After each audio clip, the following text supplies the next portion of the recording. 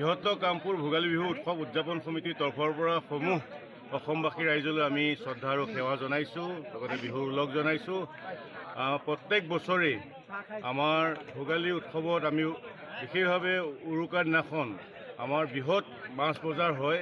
আমাৰ স্থানীয় বেপাৰীসকলে বা স্থানীয় যুৱক যুৱতীসকলে বিভিন্ন মাছ লৈ আহি আমাৰ ইয়াত ৰাইজক যোগান ধৰে।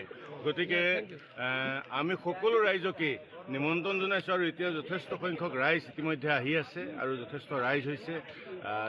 এই বজাৰৰ পৰাই আমাৰ স্বাৱলম্বিতাও হৈছে আৰু ৰাইজে খুব সুলভ মূল্যত আমাৰ মাছসমূহ লৈ আনন্দৰে এসাঁজ উপভোগ কৰিব পাৰিছে। গতিকে সকলো ৰাইজকে আমি পুনৰ এই উৎসৱলৈ আমি স্বাগতম জনাইছোঁ, আদৰণি জনাইছোঁ।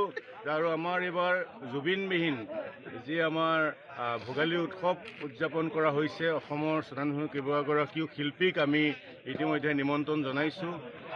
খুব ভাল হ'ব এইবাৰ বিহু, খুব ভাল হ'ব, খুব আনন্দ কৰিব পাৰিব। আৰু লগতে আমাৰ বিভিন্ন বিপণীসমূহ গ্ৰন্থমেলা, বিভিন্ন আনন্দ উৎসৱ উদযাপন কৰিবৰ কাৰণে ব্যৱস্থা কৰা হৈছে। গতিকে সকলো ৰাইজকে আমি আপোনালোকৰ মাধ্যমেৰে নিমন্ত্ৰণ জনাইছোঁ।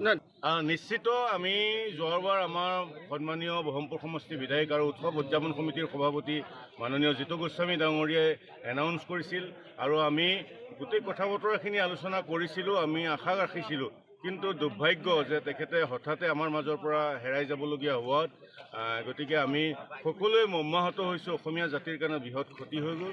যি কি নহওক, তেখেতক নাম লৈ আমি উৎসৱভাগ খুব আনন্দ মনেৰে উদযাপন কৰিম। হয়, মোৰ লগতে আৰু সঞ্জীৱ পাল বিহু কাম কৰি আছে। সেয়া ভোগালী বিহুৰ যি মহৰ যুঁজক সেই আক্ৰমণটোৰ কাৰণে কৰিবলৈ ভাল লাগে আৰু এই কামটো। প্ৰতি বছৰে আপুনি আচলতে কামপুৰৰ যিখন ভোগালী উৎসৱ, মূল কামখিনি আচলতে আপোনাৰ হাতৰ পৰশতে প্ৰাণ পাই আছে আচলতে।